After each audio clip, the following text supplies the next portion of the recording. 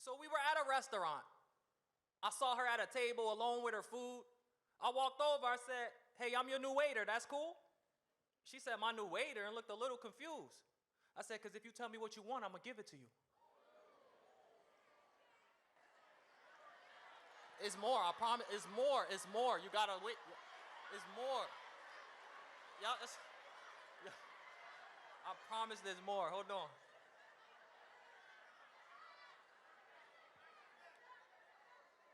So we were at a restaurant. I saw her at a table alone with her food.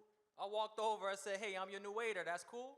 She said, "My new waiter," and looked a little confused. I said, "'Cause if you tell me what you want, I'm going to give it to you."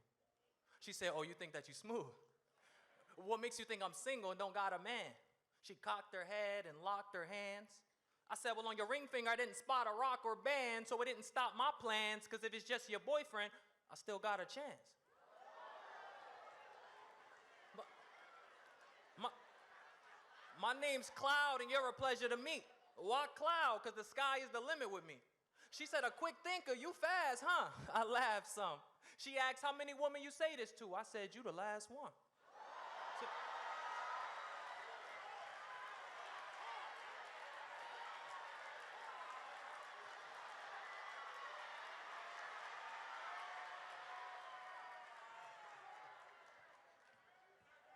see, I was saying whatever to get that grin.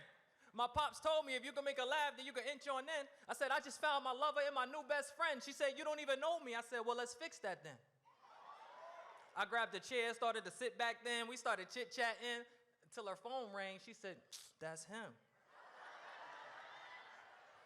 I said, "You're about to tell me that's who I don't want it to be? Your boyfriend?" She said, "It's actually my husband, and please. It's actually my husband, and please, before you go judging on me, I don't wear my ring in public, you see, because I want to feel wanted, and he..." I said, "Doesn't make you feel wanted, it seems." She agreed.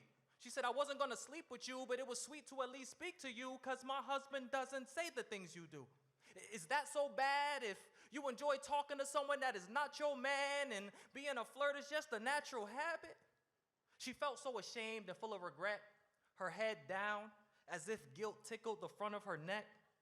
Tears trickled and dripped a bunch as she wept, and the phone keeps ringing, so she's also covered in sweat.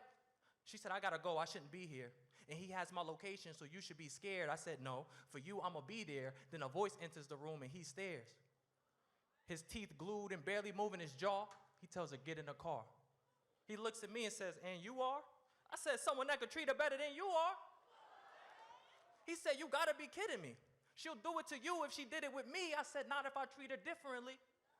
He said, "Why do you want her so bad?" I know. We want them till it's someone we can have, then all of a sudden it's been there, done that.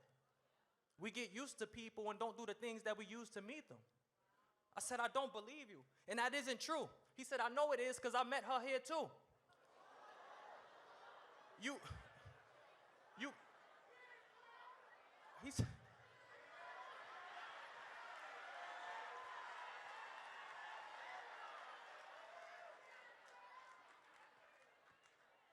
"I know it is because I met her here too. You clearly aren't obtaining a clue, so let's go to the car so she can explain it to you."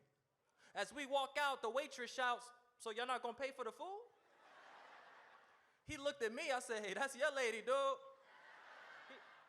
He tossed a few bucks, told her to keep the change. Then he explained that she's insane and infatuated in her flirting phases and meets these guys till he arrives and comes and saves her.